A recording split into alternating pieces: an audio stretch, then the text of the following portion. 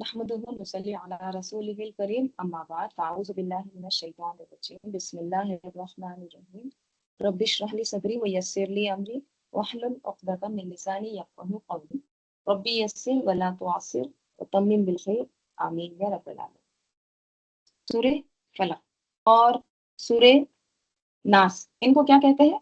मुअव्विज़तैन. ठीक है, मुअव्विज़तैन. मुअव्विज़तैन किससे है? औज़ से. औज़ किसको कहते हैं? पनाह मांगना. ठीक है, तो मुसन्ना का सिगा है, तो ये दो पनाह मांगी जाने वाली सूरतें हैं. देखिए, जब पनाह मांगते हैं, पनाह क्या होता है? Refuge, shelter. ठीक है, तो जब पनाह मांगते हैं ना, तो पनाह मांगते हैं तो उसमें दो चीजें आती हैं, और वो दो चीजें क्या होती हैं? किससे पनाह मांग रहे हैं और किसकी पनाह मांग रहे हैं. ठीक है, इसमें भी अल मुस्ताज बिही, अल मुस्ताज मिन्हु. ठीक है, अरबी के टर्म्स हैं, लेकिन सिंपल अल्फाज में बताऊंगी. तो जब आप पनाह मांगते हैं तो आप किससे पनाह मांग रहे हैं और किसकी मांग रहे हैं. ठीक है, यानी देखिए, पनाह मांगना क्या होता है? जैसे आप बारिश हो रही है, ठीक है, तो आप एक दरख्त के नीचे चले गए, तो आपने क्या किया? दरख्त के नीचे पनाह ले ली. ठीक है, अब देखिए, बड़े से पत्थर होते हैं ना, उसको अगर हटाएंगे ना तो उसके नीचे छोटी छोटी चूंटियां मिलती हैं. नहीं? तो वो जो चूंटियों ने है ना क्या किया? वो पत्थर के नीचे पनाह ली. ठीक है, पन्हा, रेफ्यूज. आउजू, मैं आउजू का मतलब बता रही हूँ. ठीक है, जैसे मुर्गी के बहुत सारे बच्चे होते हैं, छोटे छोटे जब बच्चे होते हैं ना, तो वो क्या करती है, ऊपर से अगर कोई चील परिंदा जा रहा है, तो वो क्या करती है, फौरन अपने परों के अंदर अपने बच्चों को ले लेती है, इस तरह गोया छुपा लेती कि पूरा कवर हो जाता. तो मुर्गी ने अपने बच्चों को क्या की? पन्हा दी. आउजू. राइट? तो ये आपको, हम ये सूरतें पढ़ते हैं लेकिन हमको मतलब नहीं पता होता. पन्हा ली, मैं पन्हा चाहता हूँ, ऐसे तर्जुमा भी याद कर रहे थे, लेकिन असल मतलब ही नहीं पता. तो क्या है? शेल्टर लेना, किसी की हिफाजत में जाना. हम्म, यानी उसको हम कहते हैं कि अब हमारी हिफाजत कर लो, अब हमको सेफ्टी दो. तो पनाह लेने में दो चीजें आती हैं. आप किससे पनाह ले रहे हैं और किसकी ले रहे हैं. जैसे मुर्गी के बच्चे किससे पनाह ले रहे हैं? ईगल से, चील से. किसकी पनाह ले रहे हैं? माँ की. ठीक है, तो हम सूरह फलक और सूरह नास में भी पनाह मांगते हैं. right? किसकी पनाह मांगते हैं? किसकी पनाह में आना चाहते हैं? अल्लाह ताला. किससे? शैतान से. ठीक है, और डिटेल है किस किस से, तो इंशाल्लाह हम देखेंगे इसमें. तो सूरह फलक और सूरह नास इनको क्या कहते हैं? मुअव्विज़तैन. ठीक है, यानी वो दो सूरतें जिनके जरिए अल्लाह ताला से पनाह तलब की जाती है. ठीक है, और ये दो सूरतें एक साथ नाजिल हुई. चलिए शुरू करते हैं. औज़ु बिल्लाहि मिनश शैतानिर रजीम, बिस्मिल्लाहिर रहमानिर रहीम. फलक जो है ना, इसके माने क्या होते हैं? फटना, क्रैक होना. ठीक है, तो शुरू करते हैं. कुल अऊज़ु बिरब्बिल फलक. कुल कह दीजिए, अऊज़ु, मैं पनाह चाहता हूँ, बिरब्बिल फलक, सुबह के रब की. अब तर्जुमे में ऐसी है, सुबह के रब की मैं पनाह में आता हूँ. ठीक है, मिन शर्री मा खलक.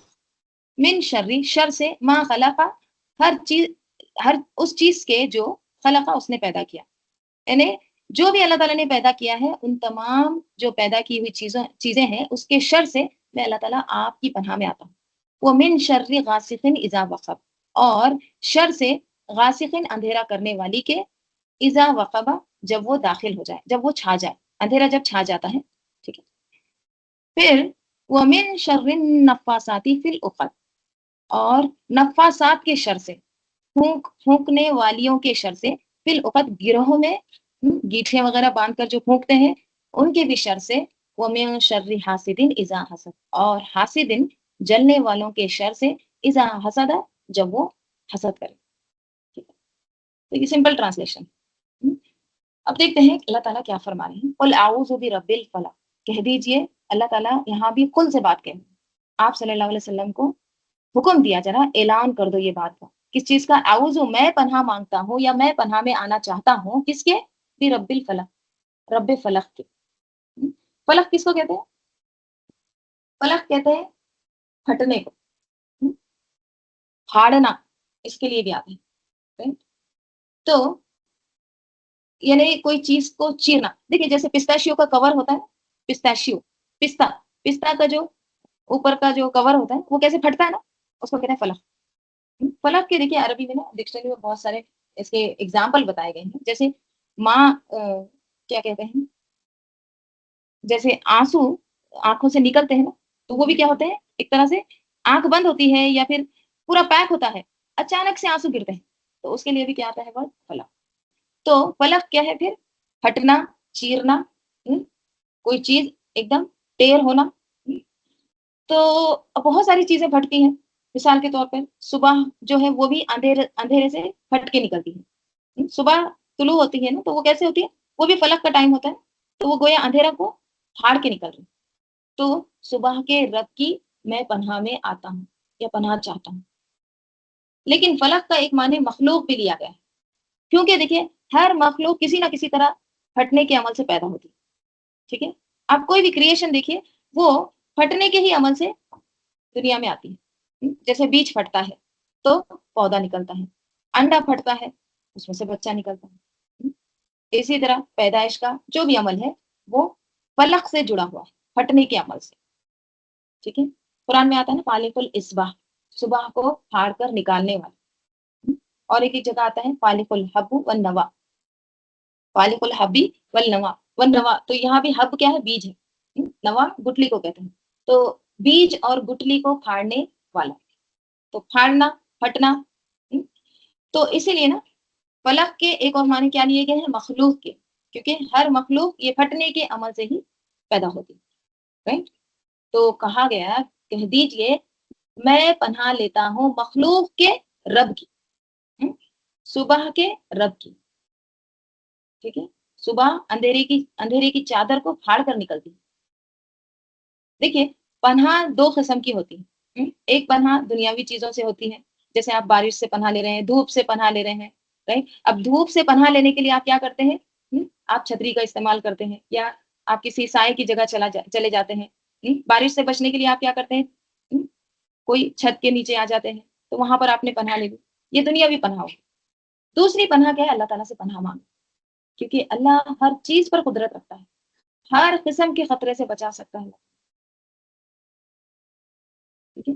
تو قرآن میں اصل مقصد یہی ہے کہ انسان ہر مشکل اور خطرے میں اللہ ہی کی پناہ مانگے، ٹھیک ہے؟ صرف اللہ کی،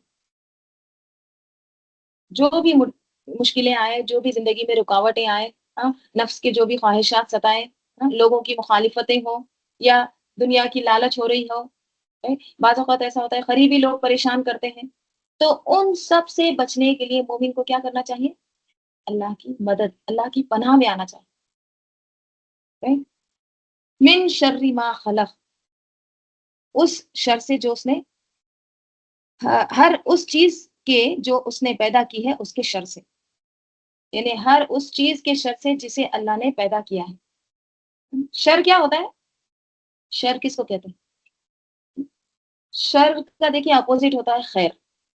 خیر کیا ہوتا ہے سب کو پتا ہے، بھلائی، نیکیاں، اچھائیاں، ہر اچھی چیز۔ شر کیا ہے پھر، اس کا اپوزٹ برائی، نقصان، ٹھیک ہے؟ عربی میں ایک اور لفظ آتا ہے بغض، یہ بھی اسی آس پاس معنی آتے ہیں، کسی سے شدید نفرت، کراہت۔ جب کوئی چیز اچھی نہیں لگتی ہے، ناگوار لگتی ہے، تو کیا ہوتا ہے پھر، بغض ہوتا ہے۔ ایک اور لفظ آتا ہے عربی میں قبح، قاف با ہا، قبیح، بدصورت کے لیے آتا ہے۔ اس کا اپوزٹ کیا ہے، حسن، احسن، سب سے خوبصورت۔ اور شر بھی آس پاس اسی کے معنی میں ہے۔ تو شر کا مفہوم کیا ہے، شر ایسی چیز کے لیے استعمال ہوتا ہے جو انسان کے دل اور زندگی کے لیے نقصان دہ ہے، اندر کے لیے بھی اور اس کی زندگی کے لیے بھی نقصان دہ، ٹھیک ہے؟ عربی میں شر کا ایک تصور آتا ہے، اور وہ یہ ہے کہ آگ کی چنگاری، ٹھیک ہے؟ عربی میں شر کا ایک تصور آگ کی چنگاری کی طرح بھی بیان کیا جاتا ہے۔ جیسے آگ سے ایک چھوٹی سی چنگاری ہوتی ہے، اگر وہ جسم پر گر جائے تو جلا دیتی ہے، تو اسی طرح شر بھی کیا ہوتا ہے، انسان کے دل اور زندگی پر اگر گر جائے نا تو اس کو جلا کے راکھ کر دے۔ تو اللہ تعالیٰ یہاں پر کیا فرما رہے ہیں، من شر ما خلق، میں اللہ کی پناہ مانگتا ہوں اس کی پیدا کی ہوئی ہر چیز کے شر سے، ٹھیک ہے؟ دیکھیے دنیا، اللہ تعالیٰ خالق ہے، اور اللہ کے علاوہ ہر چیز کیا ہے، خلقہ ہے، مخلوق ہے، ٹھیک ہے؟ تو جتنی بھی چیزیں اللہ تعالیٰ نے پیدا کی ہیں نا، جہاں اس میں آپ کو فائدہ نظر آتا ہے وہاں اس کا نقصان بھی ہوتا ہے، ٹھیک ہے؟ جو بھی اللہ نے چیزیں بنائی ہیں دنیا میں اس کا ایک سائڈ کیا ہے، نقصان بھی ہے، ایک سائڈ فائدہ بھی ہے۔ مثلاً گاڑی ہے، گاڑی کے بہت سارے فائدے ہیں، اگر حادثہ ہو جائے تو نقصان بھی ہو سکتا ہے۔ سورج کے بہت سارے فائدے ہیں لیکن اس کا نقصان بھی ہے۔ چاند کے بہت سارے فائدے ہیں، اس کے کچھ نقصانات بھی ہیں۔ تو انسان کے اندر بھی خیر اور شر اللہ تعالیٰ نے ڈال دیا ہے، وَأَلْهَمَهَا فُجُورَهَا وَتَقْوَاهَا۔ تو ہر چیز میں فائدہ بھی ہو سکتا ہے، نقصان بھی ہے۔ تو دنیا کی آپ بہترین سے بہترین چیز لے لیجئے، کسی نہ کسی پہلو سے نقصان اس میں موجود ہوتا ہے۔ مثلاً ہم کہتے ہیں کھجور میں بہت سارے فائدے، لیکن اس کے کچھ نقصانات بھی ہو سکتے ہیں۔ اسی طرح بارش اگر نہ پڑے تو بھی نقصان ہے، بہت زیادہ پڑ جائے تو بھی نقصان ہوتا ہے، اور اگر برابر مقدار میں ہو تو فائدہ ہے۔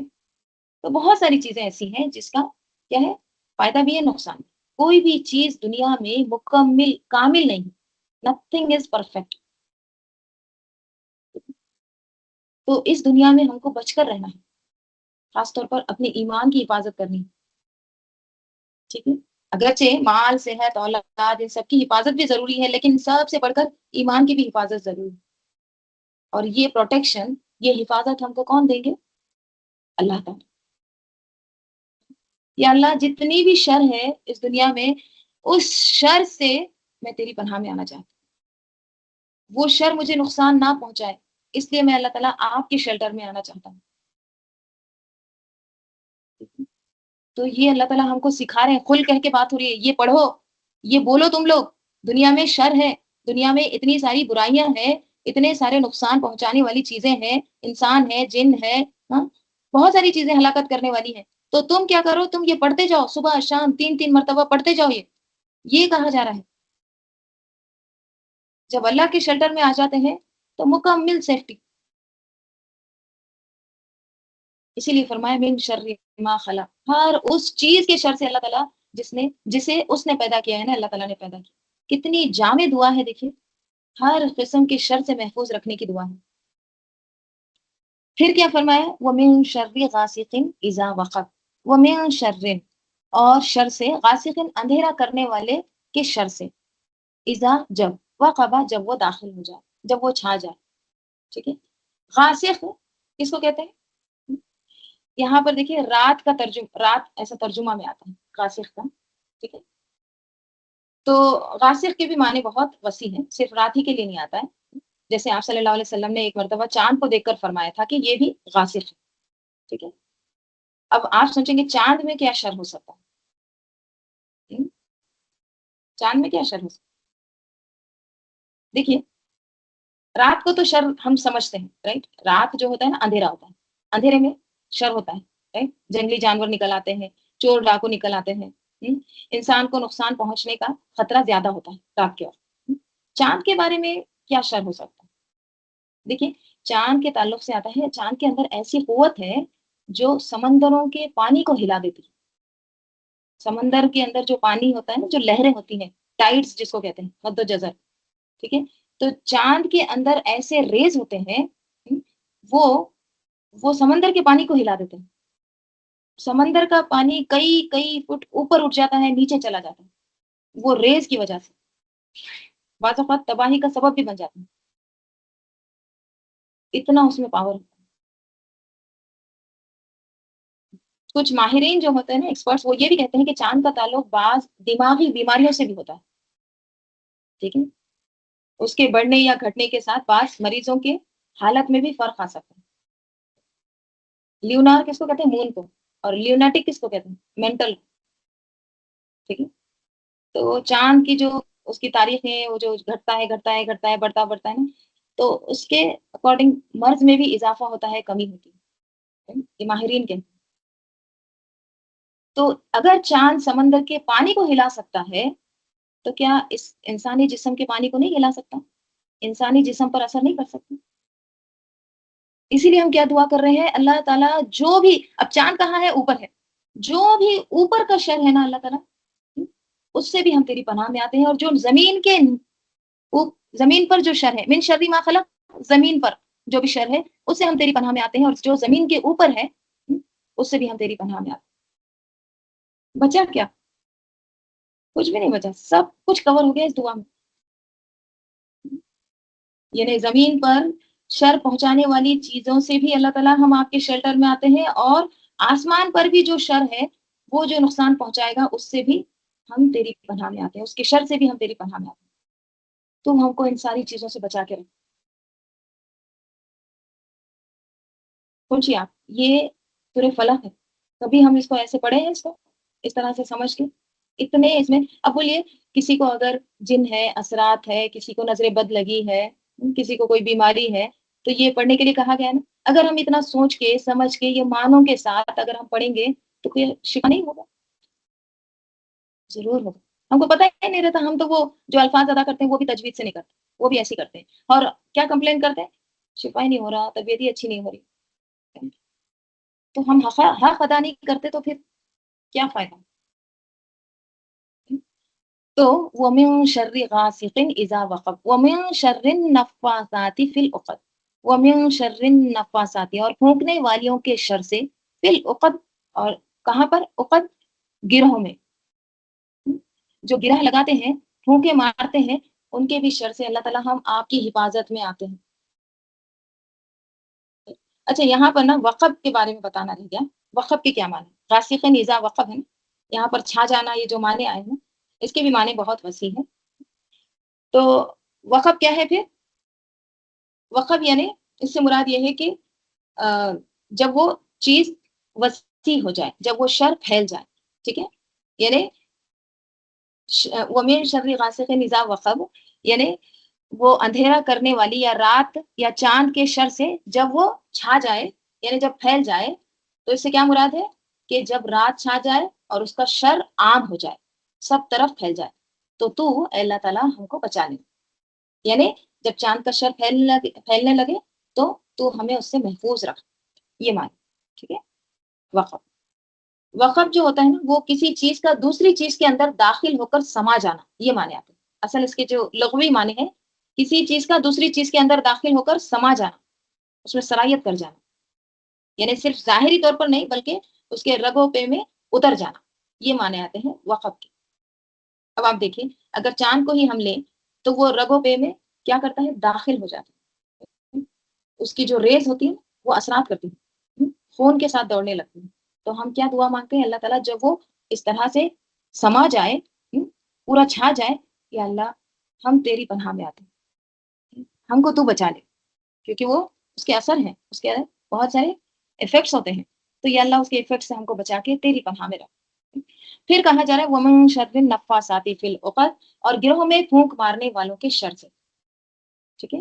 یہ جو اعوذ ہے نا، یہ اعوذ پورے سورے اختتام تک، یہ پورا سورے کے اس کے اوپر اس کا عطف ہو رہا ہے، یعنی ہم پناہ چاہتے ہیں کس کی؟ گروہوں میں، یا وہ جو گیٹھیاں مارتے ہیں، عقد ہے، اس میں پھونک مارنے والوں کے شر سے۔ نفاسات کس سے ہے؟ نفسا سے۔ نفسا کس کو کہتے ہیں؟ ہلکی پھونک مارنے کو، یعنی پھونکتے ہیں نا، بلو کرتے ہیں، ایسا بلو کرنا یا پھونکنا جس میں تھوڑا سا لعاب بھی نکلے، تھوک بھی شامل ہو جائے۔ ایک ہوتا ہے نا نفخہ، سور پھونکنے کا جو آتا ہے، تو نفخہ ہوتا ہے زور سے پھونکنے کو کہتے ہیں، ٹھیک ہے؟ سور بھی زور سے پھونکا جائے گا، لیکن نفسہ کیا ہوتا ہے؟ ہلکا پھونکنا جس میں تھوڑا سا لعاب بھی ہو۔ تو نفاسات کس کو کہتے ہیں؟ نفاسات ان لوگوں کو کہتے ہیں جو گروہ میں پھونکے مار کر جادو کرتے ہیں، ٹھیک ہے؟ نفسا، نفسات اس کا جمع ہے، ٹھیک ہے؟ تو جو پھونکے مارتے ہیں، جو عقد بھی کیا ہے؟ گیٹ کو کہتے ہیں، گرہ لگانا۔ یہ جو گرہ لگاتے ہیں اور اس میں پھونکے مارتے ہیں، تو اس سے مراد کون ہے؟ جادوگرنیاں۔ اب یہاں پر دیکھیے نفاسات مونس کا دکھ رہا ہے نا صیغہ، لیکن یہ صفت کے طور پر آیا ہے نا، تو اس میں عورتیں بھی آ جاتی ہیں، مرد بھی آ جاتے ہیں، ٹھیک ہے؟ یعنی وہ تمام لوگ جو گروہوں میں پھونکے مارے، جادو کریں، ان سب کے شر سے اللہ تعالیٰ ہم تیرے شیلٹر میں آتے ہیں، ہم تیری پناہ میں آتے ہیں۔ پناہ بولتے ہی آپ پورا وہ امیجن کر لینا، ٹھیک ہے؟ مرغی کس طرح سے سیو کر لیتی ہے اپنے بچوں، کہ اللہ ہم تیرے شیلٹر میں آتے ہیں۔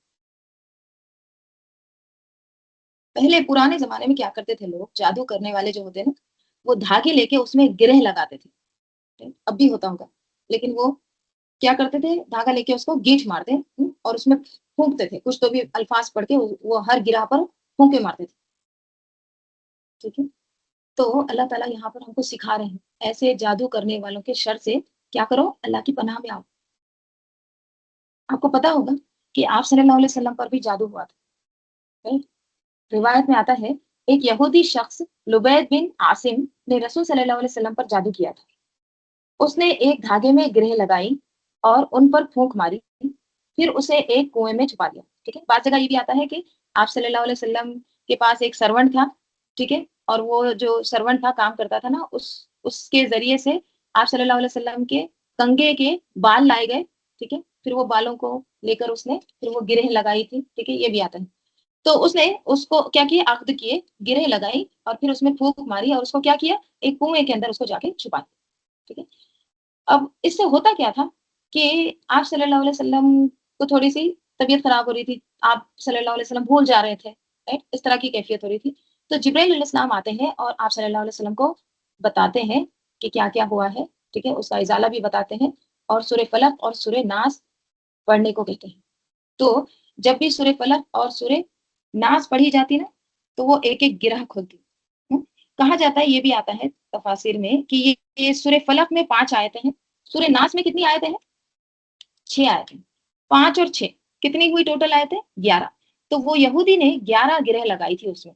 ٹھیک ہے، تو جب بھی ایک یہ پورا پڑھتے نا، سورہ فلق سورہ ناس کی ایک ایک آیت جب پڑھتے تو وہ ایک ایک گرہ کھلتی. ٹھیک ہے، تو اس طرح سے وہ اللہ تعالیٰ نے شفا دیا. ٹھیک ہے، تو یہ جادو کا جو اثر تھا نا، اس سے پھر آپ صلی اللہ علیہ وسلم آزاد ہو گئے. ٹھیک ہے، اب دیکھیے اس کے تعلق سے نا بعض تفاسیر میں یہ بھی آتا ہے کہ یہ سورہ جو 2 صورتیں ہیں نا، معوذتین، یہ مدنی ہے. تو وہ دلیل اس بات کی یہی دیتے ہیں کہ جب جادو ہوا تھا نا تو یہ مدینے کی بات ہے نا، ہجرت کے بعد کی بات ہے، مدینے میں ہوا تھا، رائٹ؟ تو اسی لیے وہ یہ دلیل دیتے ہیں. لیکن دیکھیے بعض مفسرین کا قول یہ بھی ہے کہ سورت پہلے نازل ہو چکی ہے، اس کو دوبارہ پڑھنے کے لیے کہا گیا. جیسے ہوتا ہے نا، مکے میں نازل ہو گئی ہے مکی دور میں، لیکن ریمائنڈ کرایا گیا کہ یہ 2 صورتیں یہاں پر پڑھو، یہ اس کا ازالہ ہے. ٹھیک ہے، تو یہ دونوں طرح کی اس میں بات ملتی ہے تفاسیر میں. اللہ تعالیٰ عالم، علماء کے درمیان اختلاف. ٹھیک ہے، تو خیر، تو اس طرح سے اللہ تعالیٰ نے بچا لیا. اس طرح سے یہ جادو کا جو اثر تھا یہ زائل ہو گیا. ٹھیک ہے، جادو حرام ہے اسلام. ٹھیک ہے، جادو کرنے والے اکثر کیا کرتے ہیں، شیطانوں کی پناہ لیتے ہیں. اور وہ جو شیطان ہوتے ہیں وہ بہت گندگی میں رہتے ہیں. بہت یہ جو عامل وغیرہ ہوتے ہیں جو شیطانوں کو قابض کرتے ہیں یا جو بھی، یہ شیطان کو اپنے قابض میں کرنے کے لیے بہت سارے گندے کام کرتے ہیں. گندی گندی چیزیں جمع کرتے ہیں، جو بھی دنیا میں گندی چیزیں ہوتی ہیں ان کو جمع کر کے وہ جو گندا خون ہوتا ہے اس سے قرآن کی آیتوں کو الٹا لکھتے ہیں. بہت گندے کام کرتے ہیں، ناپاک قوتوں سے مدد مانگتے ہیں. تو یہ بہت بڑا گناہ ہے، کبیرہ گناہ کہا گیا ہے اس کو. جادو حرام. جادو کا ازالہ، اگر کسی پر جادو ہو گیا ہے اور اس کا ازالہ کرنے کے لیے بھی جادوگر کے پاس جا رہے ہیں، عامل کے پاس جا رہے ہیں، وہ بھی حرام، اس کی بھی اجازت نہیں. ٹھیک ہے، اب دیکھیے جادو کرتے ہیں تو کیا کرتے ہیں، غلط کلمات وغیرہ پڑھتے ہیں، ناپاک کلمات پڑھ کے. ٹھیک ہے، وہ پھونکے مارتے ہیں. ٹھیک ہے، تو ناپاک کلمات کا ازالہ کیا ہو سکتا ہے، اس کا سولوشن کیا ہو سکتا ہے، پاک کلمات. اور سب سے پاکیزہ کلمات کیا ہیں، قرآن. تو اگر کبھی کسی کو اللہ نہ کرے، خدا نہ خواستہ کبھی کسی کو کچھ ہو جاتا ہے اس طرح سے، جن کا یا پھر کوئی بھی طرح سے جادو یا پھر نظر بد، کسی بھی طرح کا، تو معوذتین پڑھنا چاہیے. سورہ فاتحہ میں شفا ہے، آیت الکرسی میں شفا ہے، سورہ بقرہ کی لاسٹ کی 2 آیتوں میں شفا ہے. اور یہ معوذتین پاک کلمات سے ہی اس کا علاج کرنا چاہیے، سنت کے مطابق. اللہ اور اس کے رسول نے جو بتایا ہے طریقہ، اسی کے مطابق. اس کے علاوہ کوئی اور طریقہ اختیار نہیں کرنا چاہیے. ٹھیک ہے، آپ صلی اللہ علیہ وسلم صبح کے اذکار میں، شام کے اذکار میں 3 بار پڑھتے تھے. ٹھیک ہے، سوتے وقت پڑھتے تھے. معوذتین پڑھ کر پورا اپنے ہاتھوں پر پھونک کر اس کو پورے جسم پر جہاں جہاں ہاتھ پھیر سکتے ہیں وہاں پر اس کو پھیرتے تھے. ٹھیک ہے، تو ہم بھی خود بھی پڑھیں اور ہمارے بچوں کو بھی یہ سکھانا ہے، شروع سے ہی عادت ڈالیں انشاءاللہ. تو پھر کوئی جادو، کوئی نظر بد کچھ بھی نقصان نہیں پہنچا سکتا. ٹھیک؟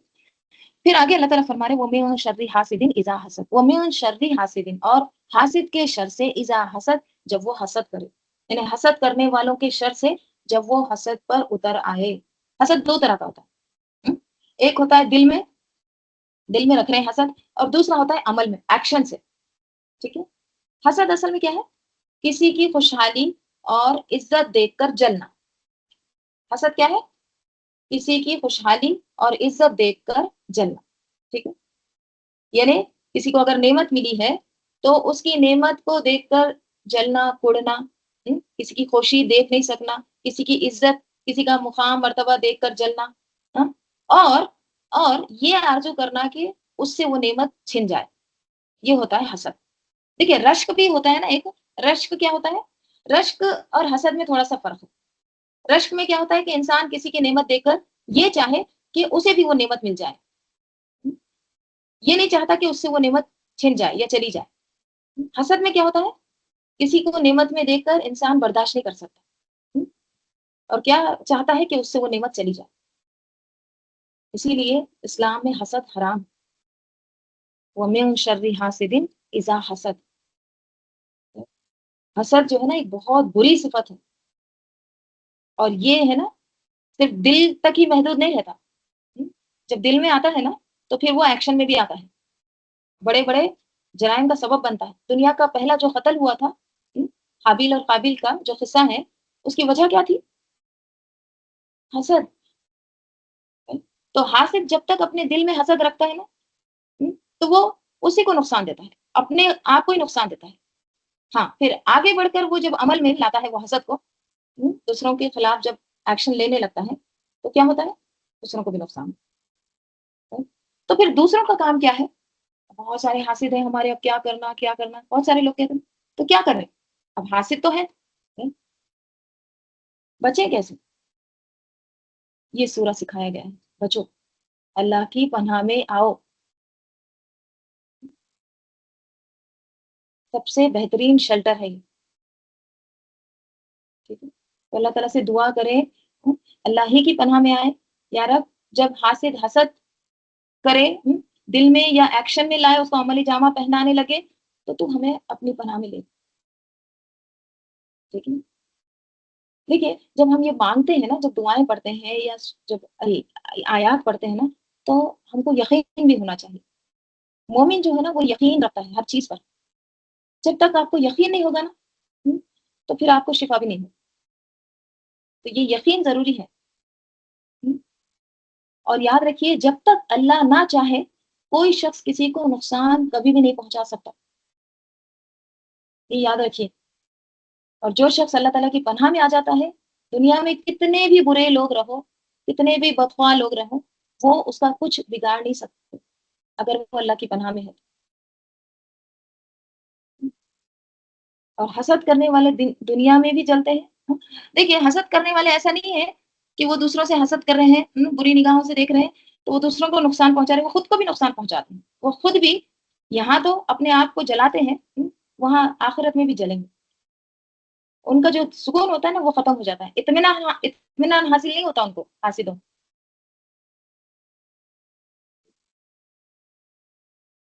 تو کیا بتایا گیا ہے؟ بہت سارے شر ہیں، مختلف طرح کے شر ہیں.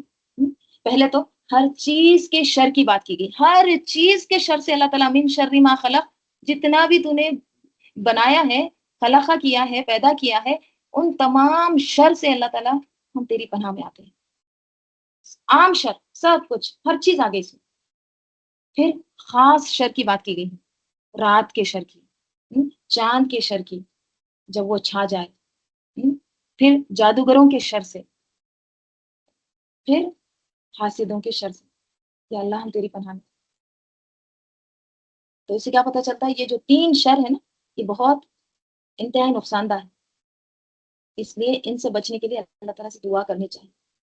اور معاوضتین بہترین دعائیں ہیں، ٹھیک ہے نا؟ آپ صلی اللہ علیہ وسلم کی سنت بھی ہے، صبح اور شام 3 بار پڑھتے تھے، رات کو سوتے وقت پڑھتے تھے، نمازوں کے بعد پڑھتے تھے. تو یہ بہترین تعویذ ہے.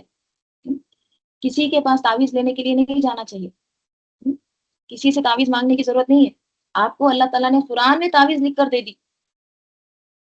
اس کو بتا دی، اس کو پڑھو، اس کو سمجھو، اس کو عمل کرو، اور یقین کے ساتھ اس کو پڑھو، صحیح پڑھو، ضرور اللہ تعالیٰ کو شفا دیتا ہے. چلو درود شریف پڑھ لیجیے. اللہم صلی علی محمد وعلی آل محمد کما صلیت علی ابراہیم وعلی آل ابراہیم انک حمید مجید. اللہم بارک علی محمد وعلی آل محمد کما بارکت علی ابراہیم وعلی آل ابراہیم انک حمید مجید. اللہم انس وحشتی فی قبری. اللہم ارحمنی بالقرآن العظیم واجعلہ لی اماما ونورا وہدا ورحمہ. اللہم ذکرنی مما نسیت وعلمنی مما جہلت وارزقنی تلاوتہ آناء اللیل وآناء النہار واجعلہ لی حجتیں یا رب العالمین. سبحانک اللہم و بحمدک نشہد ان لا الہ الا انت نستغفرک و نتوب الیک. سبحان ربک رب العزت عما یصفون سلام علی المرسلین والحمد للہ رب العالمین. والعصر ان الانسان لفی خسر الا الذین آمنوا وعملوا الصالحات وتواصوا بالحق وتواصوا بالصبر. السلام علیکم ورحمۃ اللہ وبرکاتہ. ربنا تقبل منا انک انت السمیع العلیم وتب علینا انک انت التواب الرحیم.